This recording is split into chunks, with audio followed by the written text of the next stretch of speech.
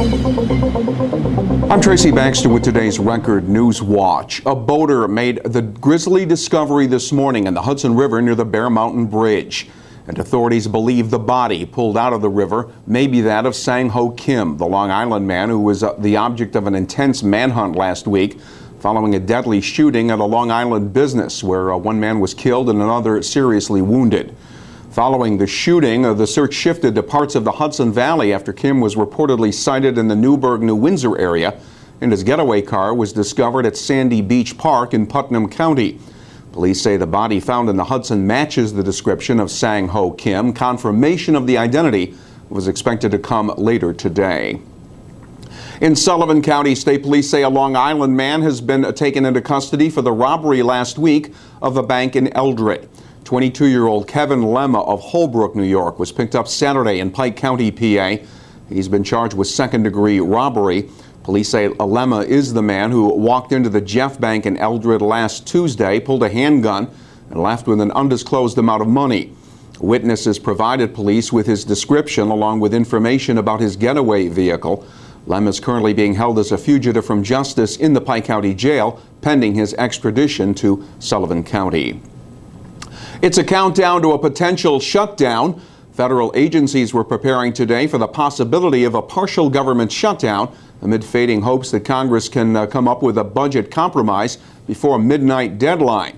Unless a deal can be reached, about 800,000 federal workers will be furloughed without pay beginning Tuesday. What will be the potential impact at places like West Point, nearby Highland Falls, the Stewart Air Guard Base, and regional VA hospitals? We'll keep clicking here at Record Online for developments in Washington and the potential fallout here. Do the majority of New York State voters support the proposal that would allow for the operation of full-scale casinos, including 2 in the Catskill region? It may come down to the wording of the proposition that will appear on the November 5th election ballot. According to a Siena College poll, voters are evenly split on the simple question of passing the state constitutional amendment. But when the casino question includes the specific wording voters will see attached to the proposition, 55% of them said yes, 42% said no. The proposition wording says to, quote, allow the legislature to authorize up to 7 casinos in New York State for the legislated purposes of promoting job growth, increasing aid to schools, and permitting local governments to lower property taxes through revenues generated, end quote. Casino opponents say that ballot wording is unfair since it only includes arguments in support, ignoring arguments in opposition.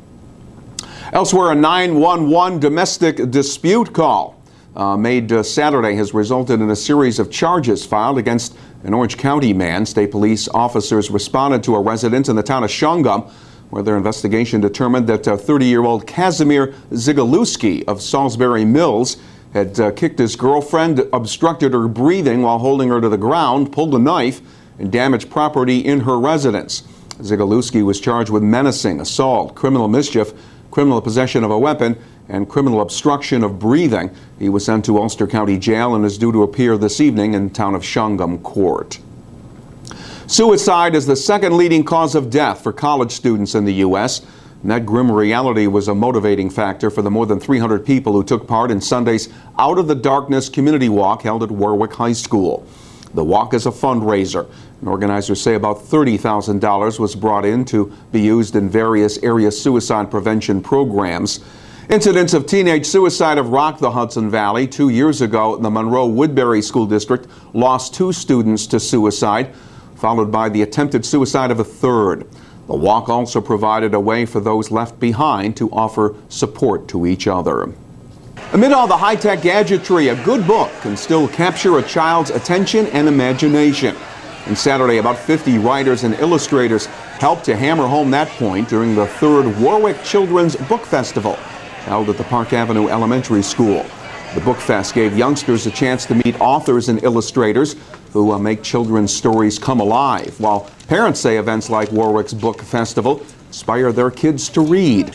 And it was the perfect place for young visitors to find books about topics they love and cultivate what hopefully will become a lifelong love of reading.